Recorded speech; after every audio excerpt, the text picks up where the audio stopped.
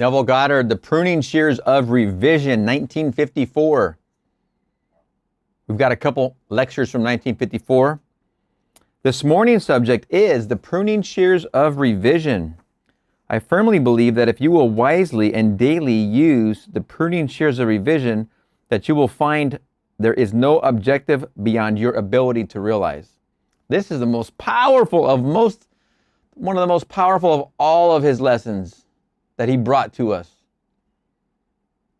And I mean that seriously, no objective beyond your ability to realize. When I was a boy of 7, a lady said to me, "I've had a vision concerning you. I will make it now very, very clear to you. I do not know what it is you are going to do, but I've been shown you will do something that through the centuries, after you are gone, man will not undo it. I can see it through the centuries. You will grow in stature long after you've gone. And then 3 men will be mentioned in hundreds of years to come, and you will be one of the 3 when something is discussed that was done for man." I feel that this morning's subject, that this could be it. Remember, this is before the 4 mystical experiences. He experienced this starting in 1959. So at this point, he's pretty profoundly, he feels very strong about this. And it is profound, the pruning shears of revision. So let's keep going. I feel that this morning's subject, that this could be it. That if I never said another word and you heard it and believed it and really used it, this would be the planting that would spread from us here that tomorrow could not undo. For it is magic, this pruning shears of revision. It really is not only the achievement of objectives, but if you do it daily, it will awaken in you the spirit of Jesus, which is continual forgiveness of sin. Let's break those words down for fun of it right now. Sin is missing the mark. Forgiveness is imagining lovingly. Continual is obvious. Continually imagining lovingly and hitting the mark. You know somebody who's not hitting the mark? You imagine lovingly and you see them making the mark, being employed, taking advantage of that new opportunity in their life, their health, their wealth, their love. They're missing the mark, they're in sin because they want to hit that mark. You imagine lovingly, which means you're forgiving. You're doing it for another, someone outside of yourself, and you're seeing this work wonderfully. But then you can also apply it to yourself. I recommend seeing it work for others. Just raise that tide all over the place. Continual forgiveness of sin. Imagining lovingly, so we all hit the mark. In this teaching, the sinner should always go free. You will never condemn him. For when the Spirit is awake in you, you will realize in him there is no condemnation, only forgiveness. And forgiveness is not as man of the world thinks, when he omits the actual execution of his revenge. What we mean by forgiveness, the identification of the other, that we would forgive with the ideal that other wants to embody in the world. And so we do to him what we expect or would like the world to do to us. So whatever I myself would like to embody, that is the vision that I must hold of every man that I meet in my world. That no man is to be discarded, every man is to be redeemed. And my life is the process whereby that redemption is brought about. And I do it by simply identifying the other with the ideal I want to externalize in my world. Now, we will go back to the 2nd of Genesis. It is said, "And God placed man in the Garden of Eden to dress it and to keep it." Now, when you read the story, you think it happened thousands of years ago. I've come to tell you, it is now. You are now in the Garden of Eden. And you think you are shut out or banished. You are in it. And the garden is your mind. But you need, like every gardener, you need pruning shears. For you have slept As you are told in the second chapter, having slept, weeds have appeared in the garden, and the weeds are revealing themselves by the conditions and circumstances of life. For your garden is always projecting itself on the screen of space, and you can see by looking carefully at your world what you allow to grow in the garden of God. But you have a mission, you have a purpose. It is not to amass a fortune. You can do it if you want to. It's not to be famous. It's not to become some mighty power, but simply to tend the garden of God. That's your purpose. You are placed in the garden to dress it and to keep it, that only the lovely things grow in the garden of God. Now, every man in the world is rooted in you who look out and see that world. Every man is rooted in me. He ends in me as I am rooted in and end in God. Because he is rooted in me, he cannot bear other than the nature the root allows. So he is in me, and any changes desired in the outer world can be brought about only if I change the source of the thing I see growing in my world. You see yonder fields? Don't be surprised when you see sesamum. The sesamum was sesamum. The corn was corn. The silence and the darkness knew, so is a man's fate born. So don't judge it, because you are the source of the thing that you are beholding. Now think about that. That sentence is very, very profound, because it falls back, of course, on our same continual lesson. Whenever you point the finger at another, three are pointing back at you. You are the source of the thing you are beholding. Now turn within and prune it by using these pruning shears of revision. Now this is how we do it. At the end of my day, I review the day. I don't judge it. I simply review it. I look over the entire day, all the episodes, all the events, all the conversations, all the meetings, and then as I see it clearly in my mind's eye, I rewrite it. I rewrite it and make it conform to the ideal day I wish I had experienced.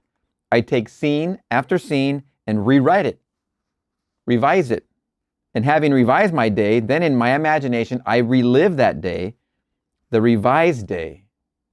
And I do it over and over in my imagination until this seeming imagined state begins to take on, to me, the tones of reality. Now, as you begin this, let's say it's just your very, very first time, and this seems confusing. As you're falling asleep, give yourself an extra little while.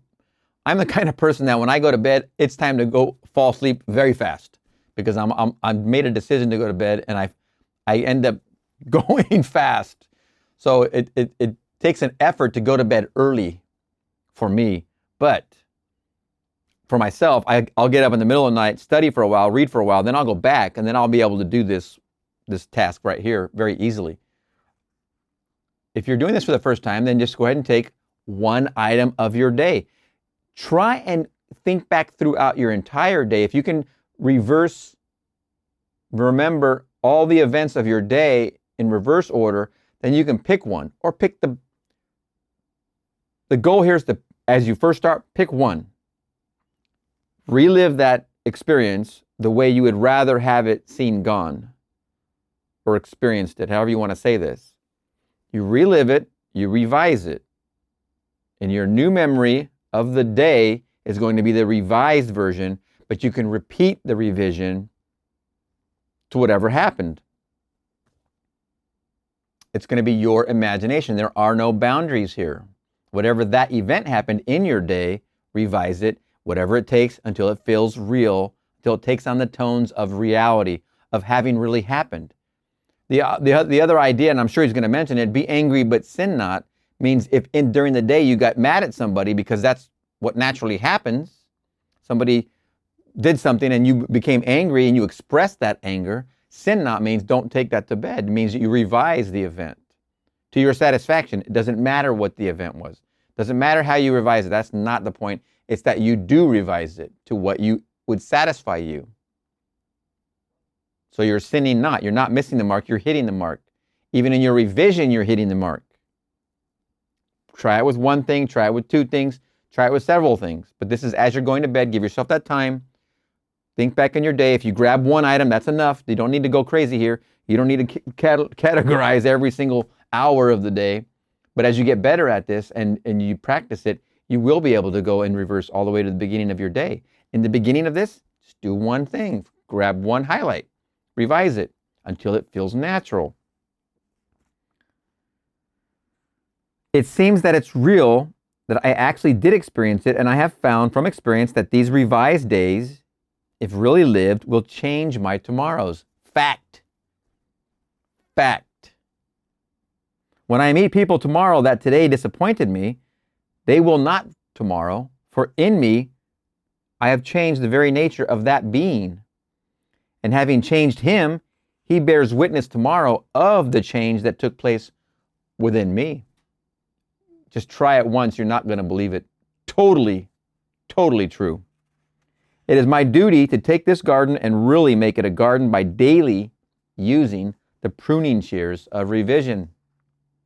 I know from experience it will not only bring about these objectives and bring about these changes, but the glorious thing is it awakens in you who use it the Spirit of Jesus. And you find yourself then not justifying, but forgiving. And you will realize that freedom and forgiveness are indissolubly linked. Freedom and forgiveness are indissolubly linked. You cannot be free and not forgive. Remember, forgive means imagine lovingly. For the one that you would bind and judge and condemn anchors you by your own judgment of him, for he is in you. Remember the fingers. And so by identifying him with the ideal you want to really realize, you free yourself. You are told, forgive and you shall be forgiven. Forgive not, and then you shall not be forgiven.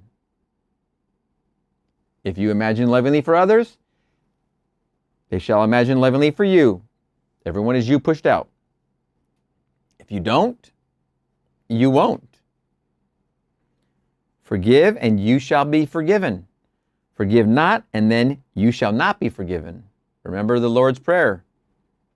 Trespasses. It's automatic. It can't be otherwise. For the whole springs from you who behold it. The whole. And as you begin to practice it, the very Spirit arouses itself within you, and you know that you are he that others spoke about and thought lived 2,000 years ago. I am he. So when you realize it through actual knowledge. You know it, no argument. You don't tell others, you know that you are he. You don't have to go around bragging this business. No one's going to believe it anyway. Literally, no one's going to believe what the hell you're saying. They're going to look at you like you're crazy. If you go around saying, when you see me, you see my Father, who's going to look at that with any kind of appreciation? Besides you and me here, and even most of you, I don't know. If you go around saying, I am he, that's not necessary whatsoever. It's all about the doing.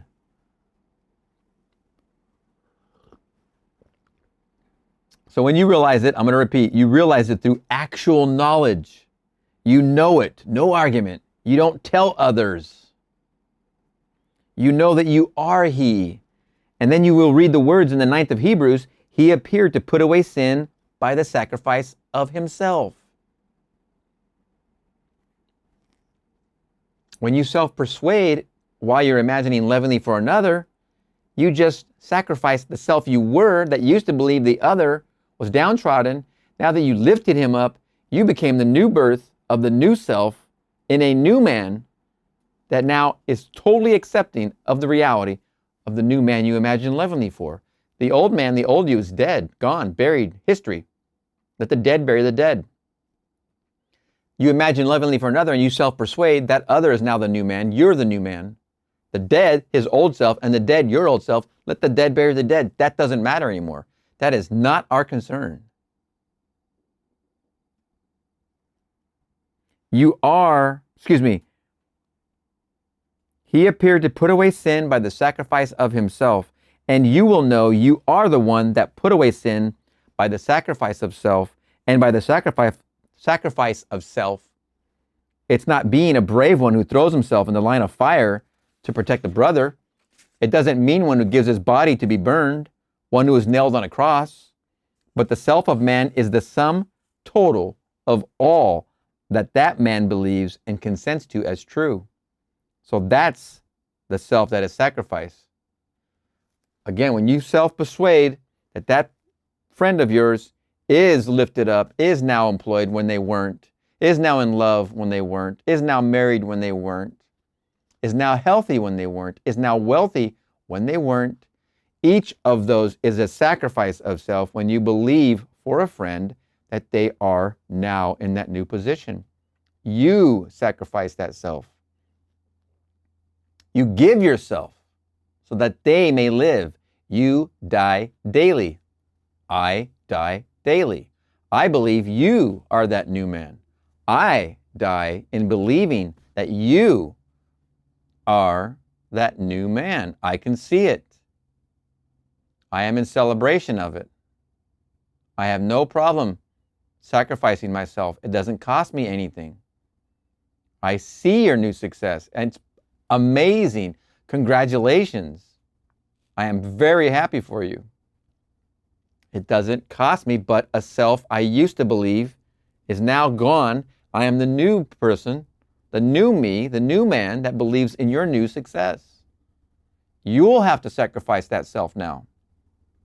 You'll take up this subconscious transmit. It's coming to you now. You'll pick it up. You'll go with it. You'll feel like you're on a skateboard or a bike and you got to get that balance. It's new. Big deal. So what? It's new. Go with it. Let the old self go. You're the new man. I am the new man. Together, we agree on this new. I heard of this lady, and she would make some man a wonderful wife, and she is unwed. She desires to be the companion of a great noble person, but she is unwed. I heard that. That becomes a part of myself. That's my knowledge. I must sacrifice that self, that aspect of my being be as happy as I am, and those in my world are. For that's the self I must sacrifice and put away sin. For sin to the mystic means missing the mark. It doesn't mean the violation of certain codes, unless, of course, you now have a mark and the violation fell short. But sin to the mystic is simply having an aim in life and failing to realize it. So when you miss the mark, you have sinned. So he appeared to put away sin by the sacrifice of himself, and knowing that himself is only all that he consents to, all that he accepts, all that he believes to be true, then what I am believing concerning that one, he is unemployed and he can't find a job, ? I'm believing it. Now put away that sin where he is missing his mark, and then by the putting away of the sin, I do it only by the sacrifice of myself. And myself is that belief, so I now revise. I can't say, well, I will no longer believe he is unemployed. I believe he is employed.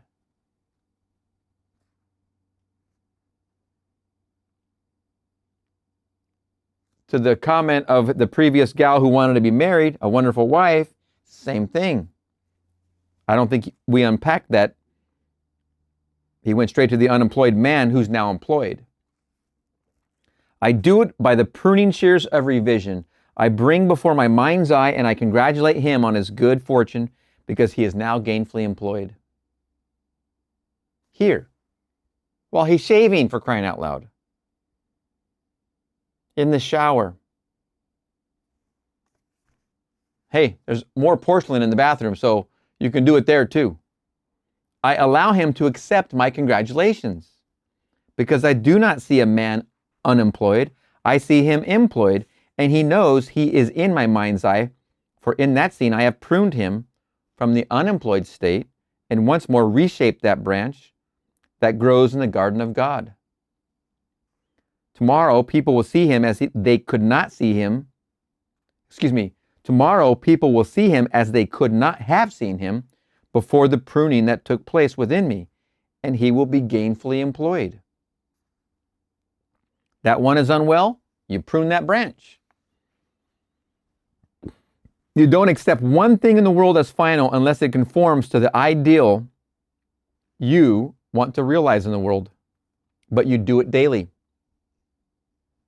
If you do not prune it daily, you will get out of the habit, then weeds will grow. Every man who really is a gardener, who calls himself a gardener in the garden of God, for every day is the opportunity to really prune the tree. This wonderful tree. This wonderful tree. And so everyone that you meet is a branch rooted in the vine that you are. And you are that special tree in the garden of God. A tree bearing life, a tree bearing fruit for the food of the nations. You are that one. If you take me seriously tonight, do not let the sun descend upon any vexation of the day. Just look at it. Don't deny it. Don't duck it. Look at it that you may prune it and then reshape it. Take the conversations with your friends today. Were they pleasant? Were they pleasant? Were they arguments? No matter what it is, were they negative? Then rewrite the script. And just imagine the conversation to have taken place that now you are rewriting for the first time. And it will take place for everything in your world that you behold, though it appears without, it is within, in your imagination. And this wonderful imagination of yours is Christ Jesus. Imagination is the actual habitation of every created thing. No matter what you see in the world, it springs from your imagination. So that's where you go. That's the workshop, the garden of God. Excuse me. And now you have a mission. You have a purpose in life. It's a noble purpose. Because you have been selected to really become the chief gardener in the garden of God. And in the garden, you must have pruning shears. And pruning shears is revision. You simply revise, and as you revise the day, you repeal the day. For the day is not slipping into the past. It does not recede as people think. It is always advancing into the future to confront you, either pruned or in some strange weed-like state. So it's entirely up to us. I hope that every man and woman here today will take me seriously and start this day pruning your garden, pruning your mind. I know before I leave this city in a matter of 2 weeks that you will be able to tell me of the new things that spring in your world or that spring from the pruned tree that is your own lovely imagination. You try it. Then you will know what Blake meant when he said, in heaven, the only art of living is forgetting and forgiving. The only art of living is complete forgetfulness by putting something in its place. No vacuum, but putting something in its place. So when you read these strange stories that you read in the daily press, you simply ignore them. To us, whatever, Facebook, social media, the tube, whatever. You simply ignore them. If it's not between you and your objective, remember the 3 fundamentals we just went over.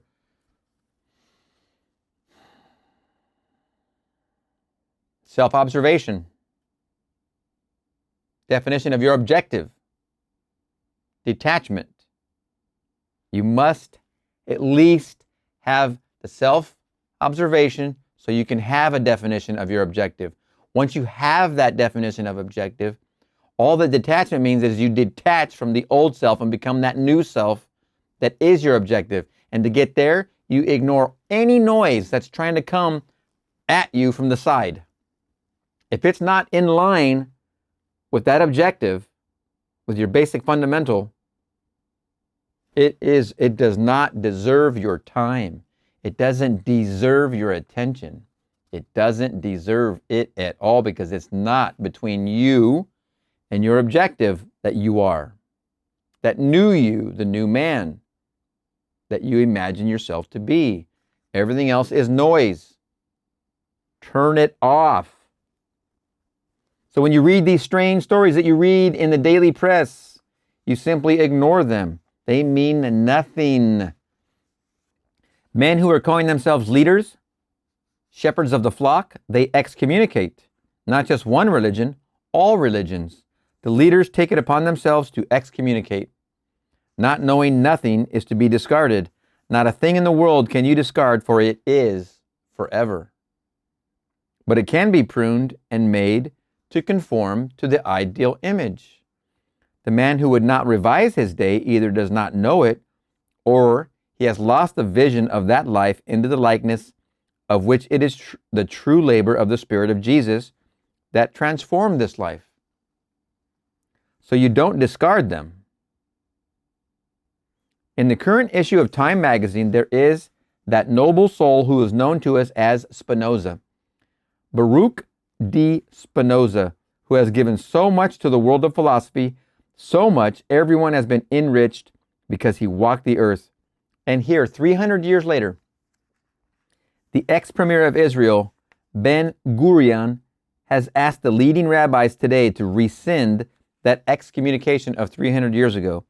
And they tell this noble soul today that they cannot rescind the works of their forefathers. That the curse remains forever, and you should read that silly, silly curse as it's printed in the current issue of Time magazine. They call upon the angels to curse him as though angels would curse. They call upon everything to blast him. You could not walk within 4 cubits of the man's shadow. No one should talk to him. No one should show him kindness. No one should write him and never read anything he ever has to say. And that's 300 years ago. The rabbis who so cursed him have long been forgotten, and if they do live, they live only by reason of their curse. And no one knows really who they really are. But you can't forget it. But you can't forget if you read in this world the works of Spinoza. Everyone in this audience possibly has used one of his phrases. Did you know it was he who said, "Nature abhors a vacuum"? Now you use it, I use it, but what is the source of it? It was Spinoza. For here was this giant of a mind that after 300 years, little minds who think they're leading the flock, they call themselves shepherds, they should go back and read well the book of Jeremiah. You shepherds who spoil my vines, and you who have come into my garden, and you have taken my vines, now it bears no grape and it bears no leaf, and the garden of Jerusalem now has become a weed. Read it in Jeremiah, how he cries out because shepherds, who call themselves shepherds, are blind leaders of the blind. You take me this morning at my word, you owe me nothing. It costs you not a thing to come here this morning. You come, you give me your time, and I give you my time, but you go out and try it. And start this day pruning that wonderful imagination of yours. Do you know someone that is evil? Stop knowing it by bringing him before your mind's eye and carry on with him the most wonderful conversation in the world with a tender spirit, a loving spirit, and believe in the reality of this communion, because if you really do it, you are entering the kingdom of heaven. For you enter heaven by a loving, knowing communion with a friend. Remember, evil, definition of that word is also basically missing the mark. Evil and doubt, I would add fear, all have the same concept. They're all trying to draw your attention away from the mark. That's all evil is. Again, back to your self-observation, definition of your objective is your mark. when you're not aimed at that, that would be something that is evil trying to get you from that mark. Doubt is also something that tries to steer you from that mark. Sin is missing the mark. You have an objective and you're not hitting it, you're sinning. Something's trying to get your attention away from it, that's evil. Something up here trying to get you doubt, that's basically the same thing, trying to make you miss the mark. Come back to your objective. Turn off that noise. Turn off the evil. Turn off the doubt. Turn off the fear. You know someone that is evil, that's full of doubt and fear, you imagine lovingly. You imagine with him the most wonderful conversation in the world. With a tender spirit, a loving spirit. And believe in the reality of this communion, because if you really do it, you are entering the kingdom of heaven. For you enter heaven by a loving, knowing communion with a friend. So make him a friend if he is a lovely one, no matter what he is. You can prune him, and then as you prune him, you are doing the work which you were sent to do for man. And that end, you are that man. You are placed this day in the Garden of Eden to dress it and to keep it. Don't let it continue growing weeds in your world. And if you have gone into self-reflection, self-contemplation, observation, and you don't feel a purpose, there's quite a bit of purpose in what we just read. I mean, quite a bit of purpose. You don't need to join some nonprofit to find purpose. You have purpose in this garden already. Plenty of purpose. It will lead you to more of your own purpose. Again, if you don't feel you're finding one in your self-reflection, self-observation, you are absolutely responsible for every being you meet in this world. That's your responsibility. That goes for the cashier at the grocery store. That goes for the waitress at the restaurant, the waiter. That goes for the gas attendant. In the gas station you go and you pay money for your gas or whatever you're doing. Every single interaction. You go to the hardware store. You have cashiers, you have salespeople. Wherever you are, these people are in your garden. Otherwise, they wouldn't be in front of you. It's your responsibility. Just like the teacher who told you of, just like the teacher we told you of who took this little child that was just about to be expelled. No, the child is not expelled because she heard what you are hearing this morning. So she brought before her mind's eye the child that the principal, the psychiatrist, and all the faculty had agreed unanimously to expel her on her 16th birthday. For she was rude, she was crude, she was unethical, and she went home on a Sunday night and brought that child before her mind's eye and communed with her and saw in her a tender child, a considerate child, a loving child.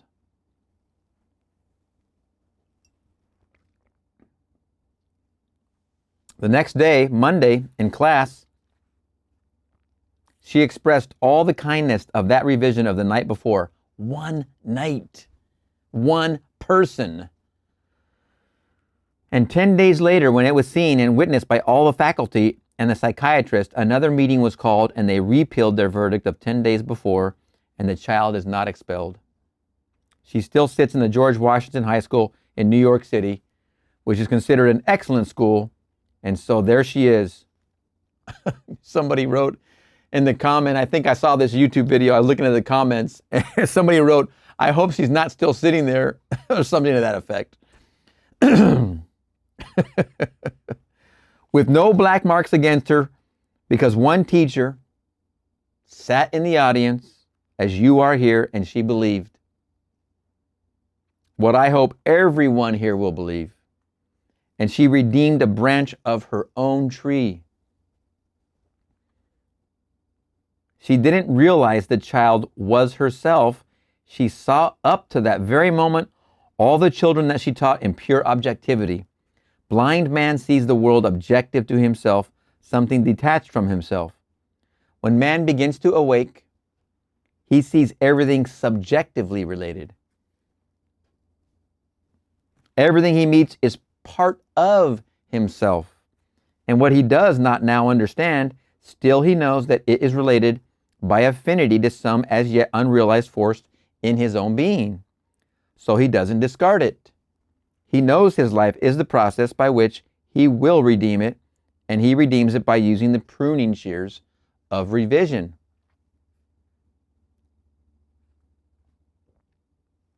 What a wonderful, wonderful story. The student, one person, one teacher. This is by far one of the most profound lectures of all of Neville's work. It's at the top, right on the top shelf, very much the top 5, easily. And there are some good ones out there, man. There's some good ones we're going to be going over. And we've gone over, believe it, believe it. But this one is very, very profound. Just do it. Just do it. So I feel that if after 50 years of walking this earth, that this is what that lady saw when I was but 7, I could really close the eye on 3 dimensions at any moment, knowing you will not disprove it. You may never use them, but you will never disprove this art of revision. For any man who will try it will prove it to his own satisfaction that he can that he can rise beyond the wildest dream of men, and rising, he awakens the spirit of forgiveness. Yeah, 50 years, 1954. He was born in 55, so he's 49 years old when he gave this lecture. What a powerful sentence that is right there. Oh my gosh. I must repeat it just because it's so profound. I think it was 2 sentences. So I feel that if after these 50 years of walking this earth, and again, he could have, as he says right in the beginning, he could have left the party right after this lecture and it's over, it's done, his work is done. But thank goodness, 17 more years, at least, maybe 18, considering 49 to 67. So I feel that if after these 50 years of walking this earth, that this is what the lady saw when I was but 7, I could really close the eye on 3 dimensions at any moment, knowing you will not disprove it. You may never use them, but you will never disprove this art of revision. And any man who will try it will prove it to his own satisfaction that he can rise beyond the wildest dream of men. And rising, he awakens the spirit of forgiveness.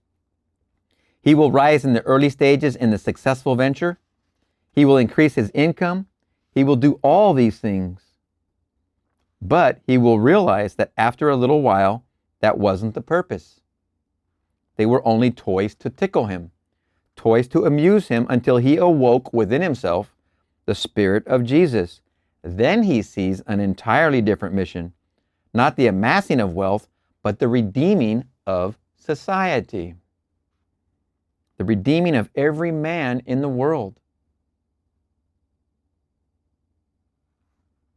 He comes to do his Father's will, and we are told in the 6th chapter of John, "This is my Father's will, that all that he has given me, I should lose nothing, but I should raise it up again." Lose nothing. No, you don't excommunicate. You don't rub out. You simply raise it up again, and you raise it up, you raise yourself up, and the journey is forever. You are moving up an infinite vertical line in your own wonderful imagination. And you only move up by lifting others up.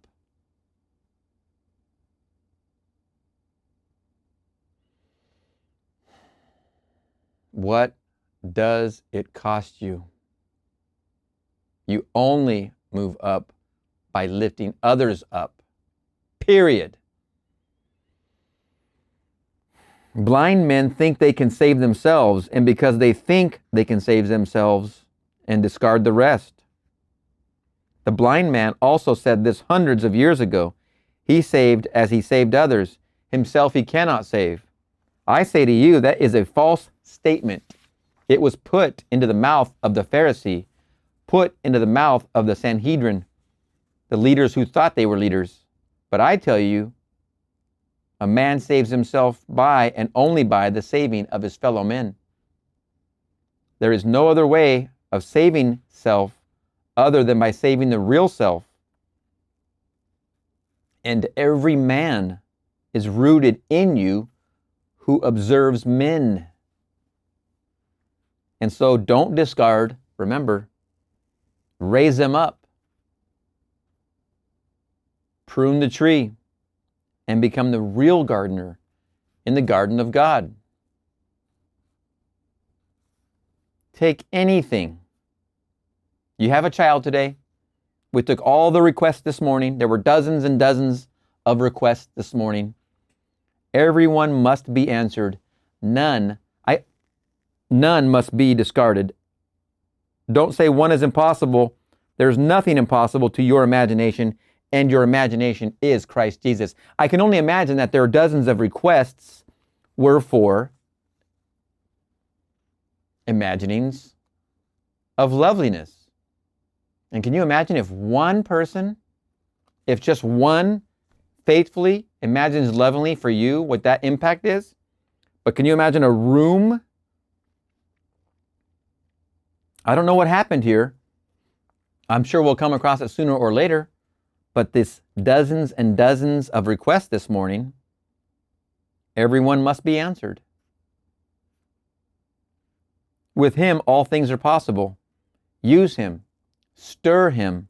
Wake him from his sleep. He has been sleeping through the centuries because he has slept. He has dreamed into being all these strange, misshaped states. For the world only bears witness to the use or misuse of imagination. As we are told, he is the only thing in the world. What he is the only thing in the world, question mark, your imagination.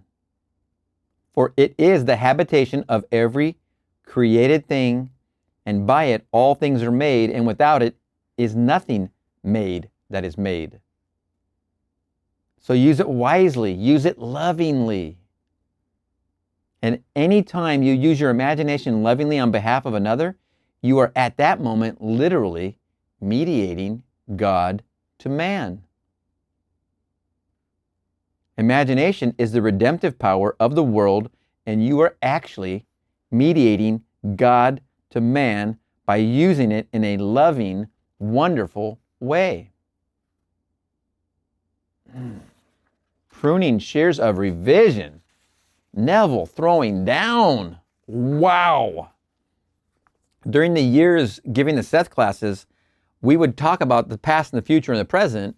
And I know Neville in this, he has said that the past doesn't recede, but that the present is falling towards into the future, because when you revise, you're changing your present view of the day, which means you're changing the past, which doesn't exist. But I also believe the future doesn't exist. But what he said there was, as you revise, it's falling into a different future, which is also another way of saying you're in a different probable reality, which those Seth people who read Seth, all of this is about probable realities. And in the Seth material, you're constantly looking at a new reality, which is all his works are done, same thing, but a new reality has built into itself. If you're the new man, you have built in that new past that goes with it and that new future that goes with it, but they are coming from the present point. This is taking this and pushing the bubble, pushing the envelope a little bit. Everything's coming from now. I just want to throw that on top as a little bit of frosting. It's all coming out of your now. As you revise your day, you're changing your now where all your power is. It's in your now. I don't want to get caught leaning on a supposed future that might be where the answer becomes or is going to be. Remember, not I will be, it's I am. And I am, the tense is the correct posture. The tense is now. I am the new man. We're sticking and bringing it back right to our now. I am, the present tense. Wonderful. What do I want to add? I wanted to add one more thing. During those classes, I wanted to add that I always suspected, I know I mentioned it before in another video, but I'll mention it here again too because it's the time, quote unquote time. During those Seth classes over all those years, I always suspected there was something to do, something that I did not understand about the past. There was something because in the beginning of learning All Time Is Now through the Seth material, I had a different time reconciling pictures. So simple. What a picture of the past represents to me, I thought that was a stone cold fact, that the past was stone and you couldn't change it because there was a picture proving, but I was only proving a probable version of a past. And it took a while to unravel that, but in that trying to understand that past, present, and future concept, I always suspected that there was a changeability that had to be present in this chemistry of understanding that all time is now and that there is no past and there is no future. But if you understand all time is now, in that learning process that I was going through with Seth and Jane and Rob, I had to come to this area where, because I had a suspicion that there was a flexibility in these two things, past and future. Of course there is. But the past was the one I had difficulty because I thought it was already a fact, a stone. So as I began to grapple with understanding it, it never dawned on me until Neville, until this session, until this lecture, that you can actually rewrite it.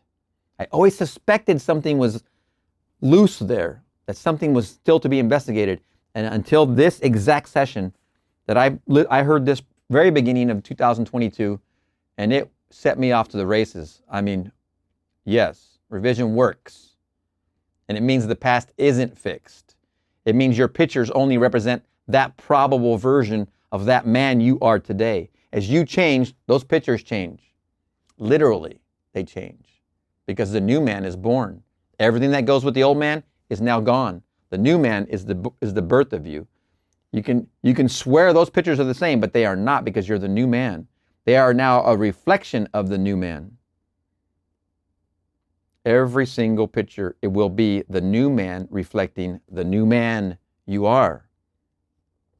Don't rely on past objects to reflect who you were. That man is dead. You're now becoming, you now have become this new man. I am he. Oh, what a wonderful lecture. I don't know how to add more except that, but this is one of the most important lectures of all lectures. Listen to this as many times as necessary to get it. Listen to him, because this is a valid Neville lecture out there. Listen to that as many times as necessary. Just brand it. Just brand it right in there. The pruning shears of revision. It must be learned. You must practice this. You must at least do one item and see it work. Okay, that's enough of that. We're going to see you in the next one.